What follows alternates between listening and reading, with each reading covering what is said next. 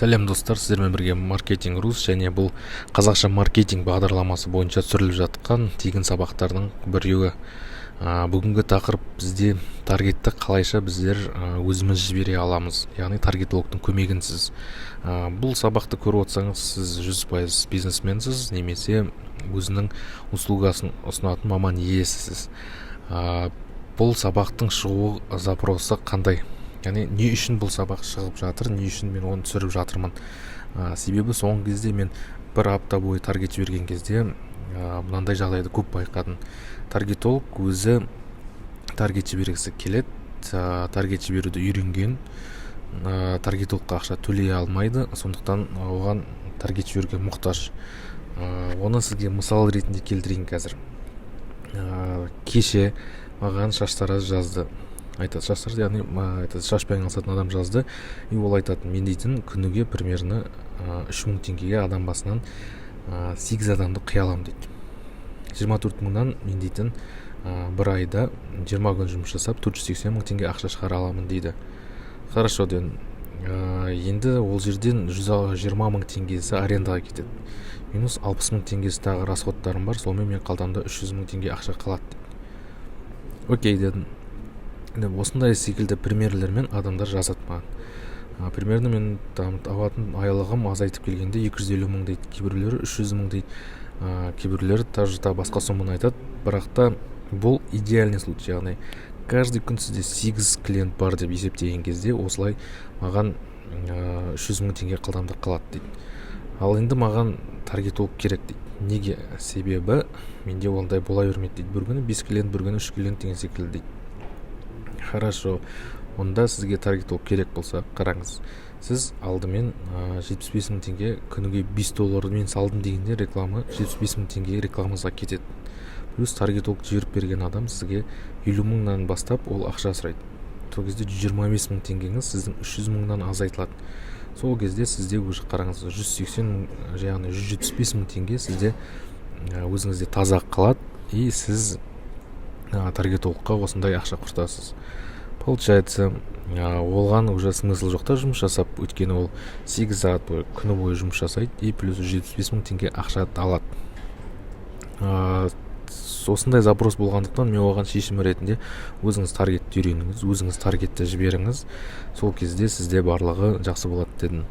Хотя бы 50 мың теңге экономдап қаласыз. Негізі в идеальном случае ол шаштың бағасын көтерген дұрыс, негізі или хотя бы түсін бояйтын сияқты дополнительный услугалар қосқан дұрыс. Бірақ бұл жерде бизнес жайлы емес, бұл жерде именно таргет жайлы, сондықтан таргетпен сөйлесейік. Енді қараңыз, бұл адам үйренем дейді. Қайдан үйренем дейді? Бесплатно ютубтан үйреніп алыңыздар дедім. Бірақ қараңыз, грамотный жерден үйрену керек. Яғни дұрыс үйреніп, дұрыс соны қолдана алу керек. Оған менің тағы бір мысалым бар. Сенбесеңіздер тоже дайректтен көрсете аламын. Ол жерде маған осыдан 2-3 күн бұрын бір адам жазды. Әйел кісі, ол мебельный салонмен айналысамын дейді, и плюс сонымен қатар салон красоты бар дейді. Айттым, хорошо дедім, сізге таргет жіберіп берейін бе десем, жоқ, маған таргет керек емес дейді. Енді не сұрақ бойынша жазыңыз десем, айтады, мен таргетім жүрмей жатыр дейді, мен өзім таргетті үйрендім, таргетті қосып білем дейді. Окей, хорошо, онда таргетіңіз жүрмей жатса, онда маған креативіңізбен статистикаңыз көрсетіңіз дедім.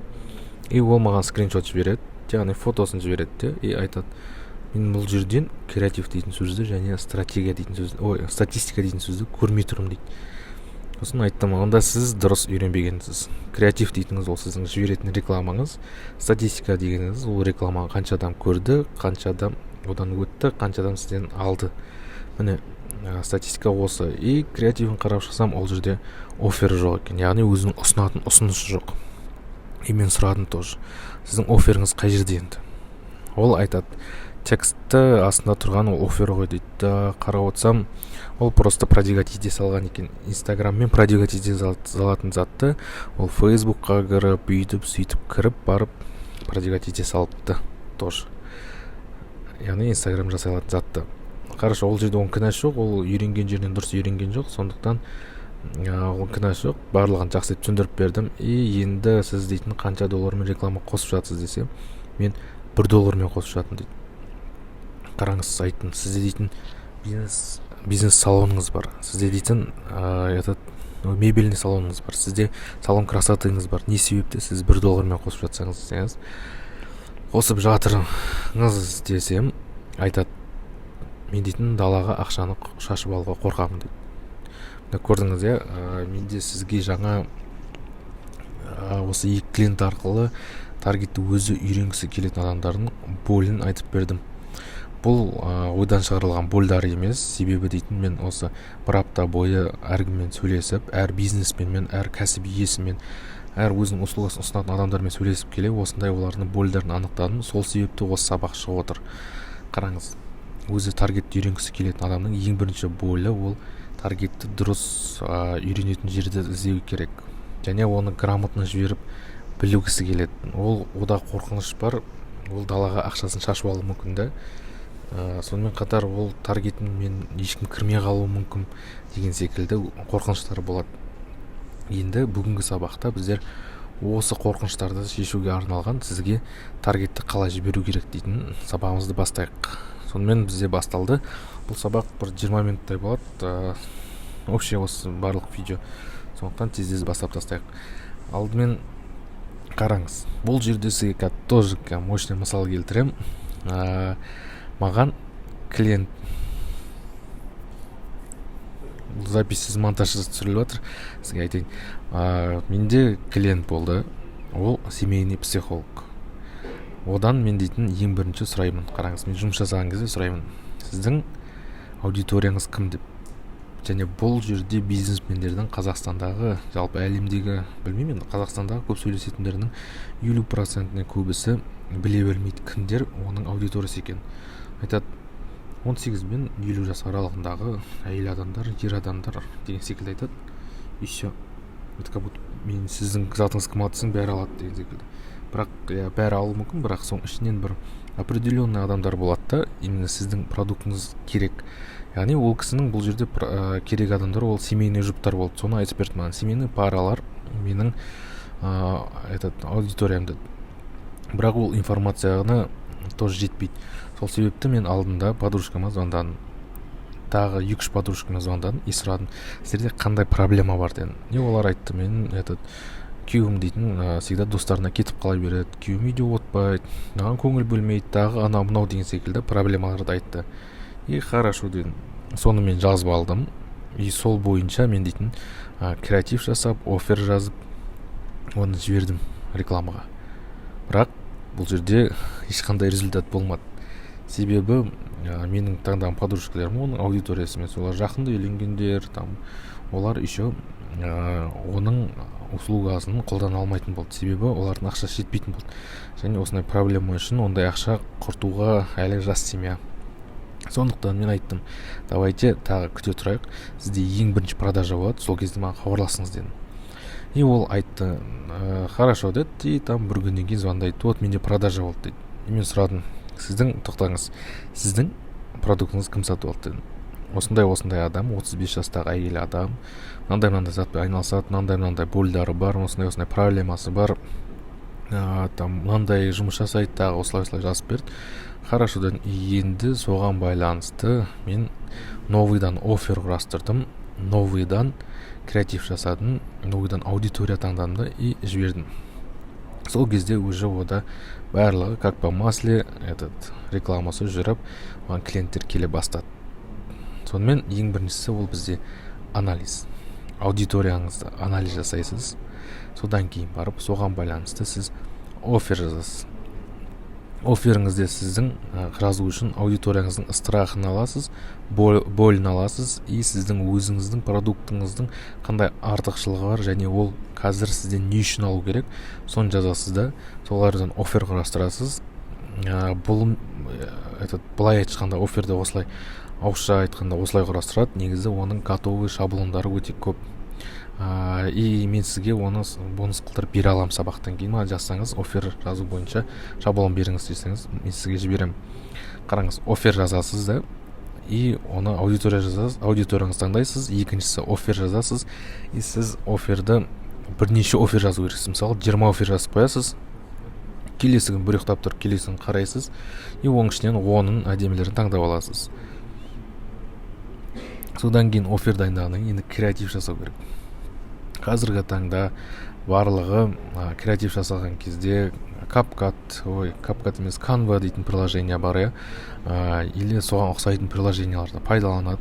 Ол жерден дұрыс емес демеймін, дұрыс, бірақ дейтін уже адамдарда ол жерде готовый шаблонда, адамдар қарайды да сразу өтіп кете салады. Өйткені қазір рекламный слепота бар, яғни баннерная слепота деп аталады. Олар рекламаны сразу өтіп кетеді адамдар баспай. Сол себепті сіздің креативіңіз дейтін әдемі жинақы болу керек, тиянақты болу керек. Если видео болса видео офер, если фото болса фото офер, фото креатив болады да.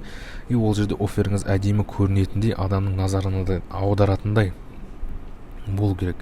Сол кезде сіздің рекламаңызға өтеді.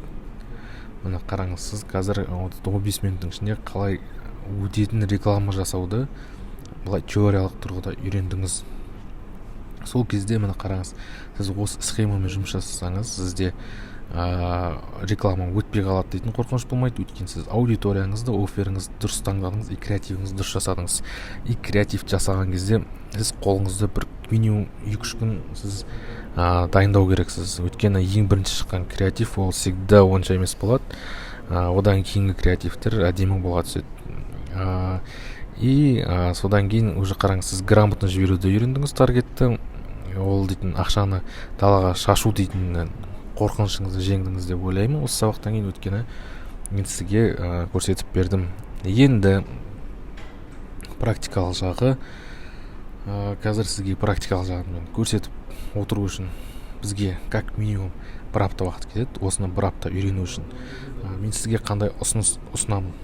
Яғни бүгін тегін сабақ дейтін сізге теориялық жағын максимально келтіріп бердім. Енді осыны практикада үйрену керек. Сондықтан мен именно кәсіпкерлерге арнап өзімнің групповой онлайн осылай зуммен отырып әңгіме форматында осылай на расслабоне жүргізетін именно теория и практикасы көбірек сабақ дайындап қойдым. Бұл жерде бір группада тек 6 адам ала аламын. Не себепті 6 адам? Өйткені мен дейтін осы сабағым качественно болған қалаймын. Және мен одан көп адам болса, мен дейтін как будто сразу учитель сияқты болып кетемін да, ұстаз секілді, и как будто 20 адамға сабақ беріп отқан секілді боламын. И менде расфокус болады, качествосы онша емес болады. Сондықтан мен тек қана 6 адам ала аламын. Мен ол 6 адаммен 2 апта бойы осы заттарды үйретеміз. Жаңағы 3-4 күн креативке арнаймыз, қолымызды үйретеміз. Анализді, аудиторияны дұрыстап жасауды үйренеміз. Және қараңыз, анализіңізде, оферіңізде, креативіңізде именно сіздің бизнесіңізге арнайы істелетін болады. Яғни 6 адам болса, 6 түрлі офер алады. Және 6 бір группада болады. Олар дейтін өзара сөйлесіп, бизнесмендердің кішігірім ортасы құрылады. Және мысалға сізге қызық сұрақтар болса, бір-біріңізбен сөйлесе аласыздар, и менімен прямой сөйлесе аласыздар. Және осылай ол зуммен осылай онлайн өтетіндіктен мен сіздерге 2 апта сабақ өткеннен кейін 2 апта сізге как наставник ретінде поддержка беремін. Яғни сізде сұрақ болған кезде мен сразу жауап беремін. И каждый апта сайын там бәріміз жиналамыз да осылай онлайн зумға и разбор істейміз. Там мен былай қостым, не болмай жатыр деген секілді. И сіздің сұрақтарыңызға барлығына жауап беремін. Яғни қараңыз, сіз таргетті үйренесіз осы 2 аптаның ішінде, яғни 1 айдың ішінде. Получается 2 апта сабақ, 2 апта сізде поддержка. Соны сіз үйренесіз, потом именно өзіңізге арналған персональный дайындайсыз. Және персональный офер креатив жасайсыз. Және таргетті грамотно, без слива, без қорқыныш жасауды үйренесіз. Өйткені қасыңызда 3 жыл опыты бар, уже таргетолог, маркетолог қасыңызда сізге советник болып отырады. Ең бастысы сіз таргетологтан экономдайсыз. Получается, соған кету керек ақшаны сіз рекламаға салып, одан сайын жақсы результат көрсетсеңіз болады. Енді курстың бағасы қанша деп отырсаңыз, ол жаңағы 1 айлық курс, ол 50 000 теңге. Яғни 50 000 теңгеден мен тек қана 6 адамды ала аламын. Және оплата жағына қалай десеңіз, рассрочка бар, Каспий Ред бар, Русан и халық рассрочкасы тоже бар. Яғни сізге бар жағдай жасап қойдым. Егер шынымен де өмірінде өзгерткім келеді, там өмірінде емес, енді жаңағы бизнес жағынан таргет жасап үйреніп, өзім жергім келеді десеңіз, пожалуйста, шақырам. Но ешкім заставить етпеймін, өздеріңіз білесіздер. Главное, мен сіздерге барынша түсіндіріп бердім деп ойлаймын. негізі сабақ мощный болады, келіңіздер бірге жұмыс жасайық, бірге сіздің проблемаңызды шешейік, таргет жіберуді грамотно үйренейік. Қош, сау болыңыздар.